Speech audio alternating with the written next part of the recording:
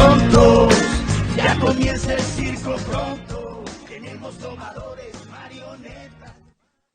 Bienvenidos a Son Cubano, un programa del Consejo para la Transición Democrática en Cuba, un espacio de información y reflexión sobre el pasado, presente y futuro de la isla. Del fracaso, regalando una sonrisa y vendiendo abrazos, vengan para hacernos una foto. Aquí les entregamos la tercera y parte final del trabajo sobre el proceso eleccionario en Cuba. Como podrán haberse dado cuenta, todo es amañado y todo es manipulado por el Partido Comunista de Cuba. Ahora deberíamos dar el paso, Hernán, al testimonio de Juan Manuel Moreno, que también pertenece a una organización, COCUDE, o perteneció, que también hizo trabajos en estos procesos eleccionarios. Perfecto, entonces vamos con el testimonio de Juan Manuel Moreno. Sí, la experiencia que fue eso en realidad, ¿no? Una gran experiencia para todos los que tratamos de activarnos como agentes de cambio dentro de la sociedad civil cubana. Ese periodo electoral de 2017-2018 fue una gran experiencia en nuestro paso por Candidatos por el Cambio, bajo el liderazgo de Julio Aliaga. Eso es innegable. Se articuló en varias provincias, en casi todas las provincias de Cuba, una red de censores. Teníamos 12 provincias activas, una red de censores que logramos acumular 306 candidatos independientes de distintas organizaciones y candidatos de personas con una iniciativa individual. Se activaron a través de estos censores voluntarios. Fue un trabajo arduo que también colaboró muchísimo en aquel entonces el director de planificación estratégica de Candidatos por el Cambio, Ángel Marcelo Rodríguez Pita, un joven de la nueva generación de sociólogos con una capacidad increíble de implementar estrategias de activismo social. Se desarrolló varios equipos en varias provincias para el entrenamiento y capacitación y cómo implementar hojas de rutas y implementación de propuestas de candidaturas de estos candidatos independientes, que logrados o no, fue una experiencia muy grande porque se pudo interactuar de manera global por primera vez con la sociedad cubana, donde muchos actores no conocidos, poco conocidos o de algún tipo de alcance dentro de sus comunidades, pudieron entender, pudieron saber cuál era su función social en el medio en que se desarrollan.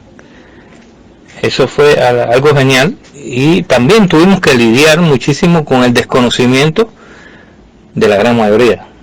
Eso no es una derrota, por supuesto que fue el alcance y el impacto que tuvo el trabajo de Candidatos por el Cambio en ese momento en la sociedad cubana. Una organización que vino de la nada. Pudimos implementar muchísimas tácticas y estrategias que nos dieron a conocer la sociedad, el pueblo cubano, las comunidades. Empezaron a interactuar con estas candidaturas independientes, que logró en sí una movilización de más de 10.000 agentes y paramilitares de la policía política para poder neutralizar los postulados de estas candidaturas independientes. Tuvimos que lidiar con muchos factores en contra, pero la no presentación por impedimento de la policía política y su agentura de esta candidatura es la victoria más grande que ha tenido la sociedad cubana en cuanto a su emancipación en contra de la dictadura.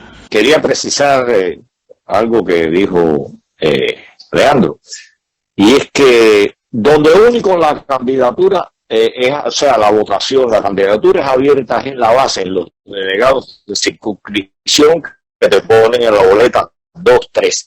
El próximo paso que había era de Poder Popular Provincial, algo que eliminaron ya ahora y crearon las gobernaciones, que es una facultad del presidente nombrar al gobernador y al vicegobernador.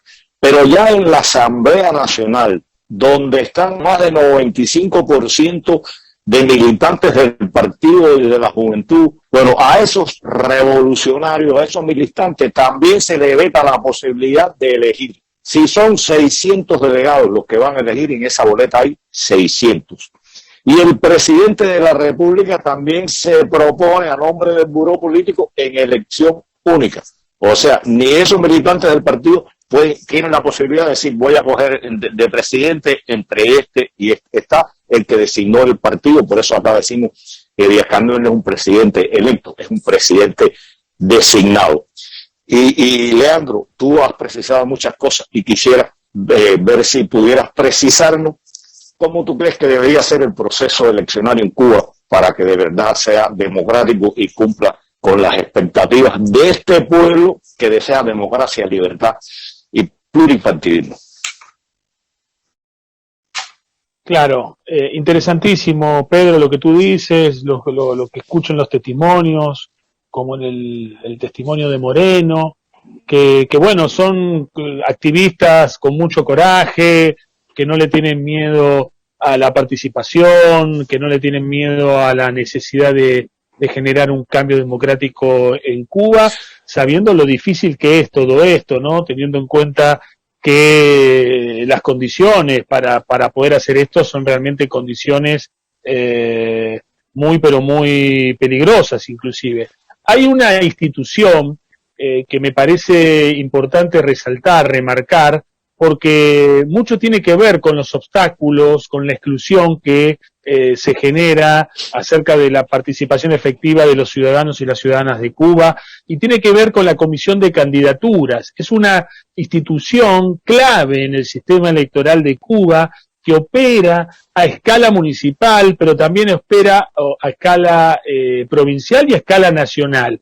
La Comisión de Candidaturas se conforma por representantes del Partido Comunista o de organizaciones que son satélites del único partido legal que hay en Cuba. Por ejemplo, están allí representados la Central de Trabajadores de Cuba, los Comités de Defensa de la Revolución, la Federación de Mujeres Cubanas, la Asociación Nacional de Agricultores Pequeños, la Federación Estudiantil Universitaria y, por último, la Federación de Estudiantes de la Enseñanza Media.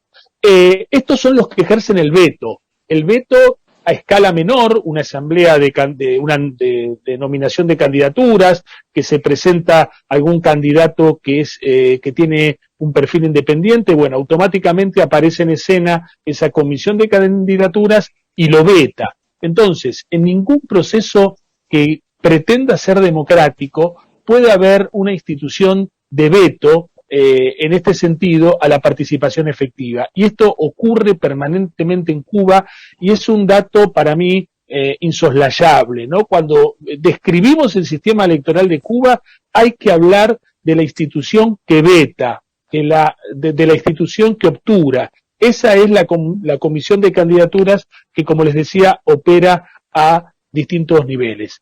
¿Y qué debería pasar? Retomo tu pregunta, Pedro, para que los cubanos puedan expresarse políticamente, para que puedan ejercer sus derechos políticos.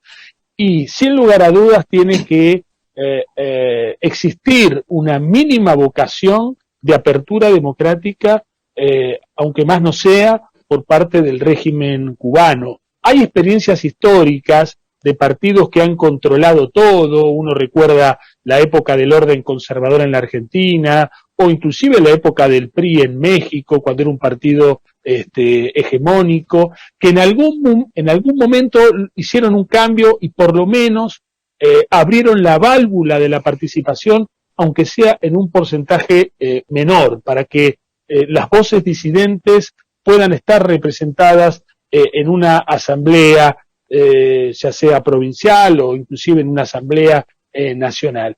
La verdad es que la sensación es que esto no ocurre, pero sí lo que advertimos es que hay un cambio subterráneo muy pero muy notorio en Cuba, que tiene que ver con estas movilizaciones que se hicieron en todos los rincones de la isla al grito de libertad o patria y vida. Esto es un fenómeno que el sistema electoral cubano, el sistema de representación no logra asimilar, están absolutamente excluidos y este es un problema para el régimen cubano. No solo es un problema para las cubanas y los cubanos que no tienen forma de expresarse o representarse en términos políticos. Es también un problema para el régimen cubano no asimilar a esta muchedumbre, a esta gran cantidad de personas, porque realmente fue un fenómeno de movilización popular lo que se vio el 11J, ¿no? Entonces, yo entiendo que en algún momento se tendrá que discutir, aunque más no sea, un mínimo de participación electoral para los ciudadanos de Cuba que han demostrado tener una vocación de transformación democrática, porque no piden revancha, piden simplemente que se los reconozca, ¿no? Que se les permita expresarse en libertad. Entonces, para que efectivamente haya un cambio, tiene que haber, como primera medida, una aceptación, un reconocimiento del régimen hacia los ciudadanos. Y después tiene que eso acompañarse con un diseño electoral que permita eliminar, por ejemplo, esta comisión de candidaturas que veta a los disidentes o a los opositores o a los que tienen simplemente un perfil independiente. Tiene que haber reglas claras para la participación, tiene que permitirse a otros partidos políticos en la libre asociación que puedan constituirse en términos de asociaciones para competir por el poder. Digo, todas estas cosas hoy están ausentes en la mesa de discusión y resultan ser un problema. Pero, insisto, lo que pasó el 11J habla de una nueva realidad que el régimen cubano hoy no digiere ni acepta. Hablabas, Leandro, de un debate ausente y de esa falta de apertura de ciertas válvulas, digamos, y yo pensaba, y se lo preguntamos a Juan Moreno, respecto de la reforma constitucional, que podría haber sido, ¿no? Le preguntábamos a Juan Moreno si la reforma constitucional representaba cierta esperanza, digamos, de que este cambio en el sistema electoral cubano se produjera, y aquí tener una constitución. Ahora mismo hay un panfleto ideológico llevado a letra muerta y implementado, prácticamente impuesto por el Partido Único, que es totalmente ideologizado en función de sus intereses más miserables, que priva todo tipo de pluralismo dentro de una sociedad, priva todo tipo de asociación de personas que piensen de manera diferente a la ideología impuesta por el Partido Único. Eso sería, a grandes rasgos, el primer paso para poder llevar a vías de hecho una ley electoral que nos permita la participación de todas las tendencias en el marco social cubano. La Constitución no existe. El régimen cubano está gobernando por decretos, porque esto es más que una constitución, una burda constitución, que es lo que parece. Es un decreto implementado, impuesto por el Partido Único, que no da ningún tipo de posibilidades de movilidad democrática a la sociedad cubana, más allá del dictado del partido. En el tema de la implementación o del desarrollo de las directivas electorales propuestas por la supuesta Asamblea Dócil y Obediente, la Asamblea del Poder Popular, se ha visto afectado muchísimo con el tema de la pandemia, pero una afectación que es muy conveniente para el régimen, muy conveniente para el dictado del partido, puesto que va aplazando la hegemonía a tiempos más prolongados, la hegemonía de sus agentes de información, de sus supuestos delegados, supuestos diputados, dentro de un esquema de poder pírrico que no alcanza a llevar a vías de hecho las necesidades del pueblo, las necesidades de la sociedad cubana. Es muy importante que se tenga en cuenta que ellos no van a ceder en un cambio a corto o mediano plazo, puesto que están en cuenta regresiva y lo saben, y simplemente cada paso que dan es tratando de comprar más tiempo, el tiempo que ya no les queda. Bien, queríamos agradecer a todos los que han participado en el día de hoy, y las intervenciones han puesto al descubierto la máscara que utiliza el régimen cubano para presentar unas elecciones como si esto fuera realidad. En realidad es una férrea dictadura que no permite el más mínimo acceso a la dirección del país al pueblo como tal. Y cuando hay una fisura, la cierra. Y de paso, estamos convocándolos al próximo programa Zoom Cubano. Aclarar que este es un programa de los cubanos que queremos democracia, que queremos libertad, de los cubanos que no estamos del lado del régimen cubano, y de los amigos que como Hernán, como Leandro y como muchos otros nos ayudan y nos acompañan en este devenir por una Cuba libre y democrática. Un saludo a todos, hasta la próxima.